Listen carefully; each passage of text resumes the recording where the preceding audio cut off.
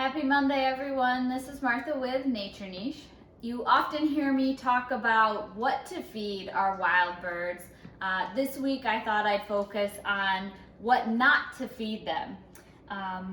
Especially with the holidays and all sorts of food items piling up, it may be tempting to share some of those goodies with our feathered and furry friends. But while we want to help them, especially through the tough winter months, we can do more harm than good.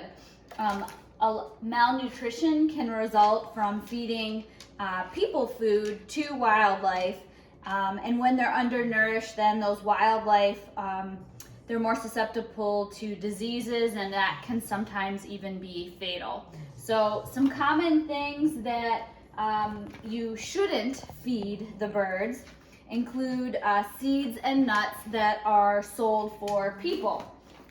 So sunflower seeds, mixed nuts, legumes, those set up for human consumption have large amounts of salt often. So be sure that you're buying bird seed and peanuts that have been processed and produced for specifically for our birds and wildlife feeding. Other things like dairy products, cheese for example, are a no-no in larger quantities. They can impact birds. They are lactose intolerant. Things like caffeine, coffee grounds, or anything like that can lead to arrhythmias and hyperactivity in birds.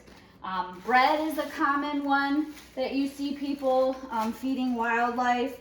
And other convenience foods, pretzels and crackers and things like that.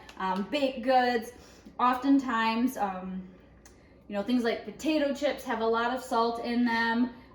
There are food colorings and other preservatives.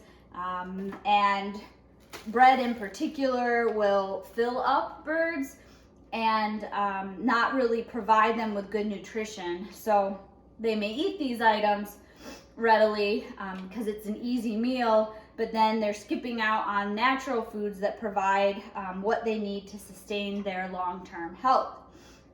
So for example, if you want to feed the ducks, give them something like corn or duck pellets or actual bird seed.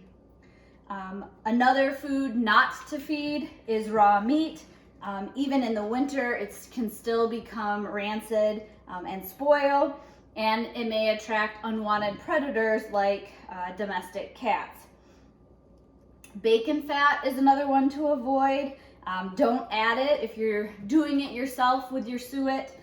Do not add that to your mix. Again, it's often very salty. It may have additives, and it may spoil easily. So it's best to buy rendered suet for wild bird feeding, or if you're making your own, go to the butcher and get high quality fat straight from your butcher.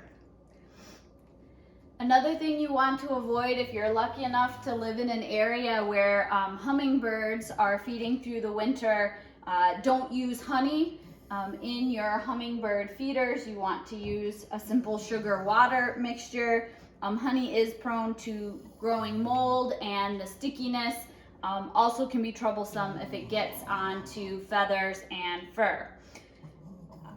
You also want to avoid red or orange food colorings.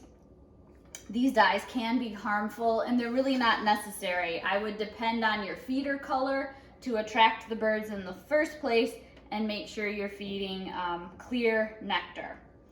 Another thing to avoid is pet food, so dog and cat foods. If you put those out, they just aren't formulated to provide the appropriate nutrition, and they may attract things like rats and feral cats and other predators that you don't want around your bird feeders. And then lastly, make sure you're not feeding old bird seed or suet. Make sure what you're putting out is fresh and not moldy or rancid, and that you're keeping your feeders clean. And for a refresher on that, you can check out Monday with Martha, number 60, I think it's part 2. Thanks, and have a good week.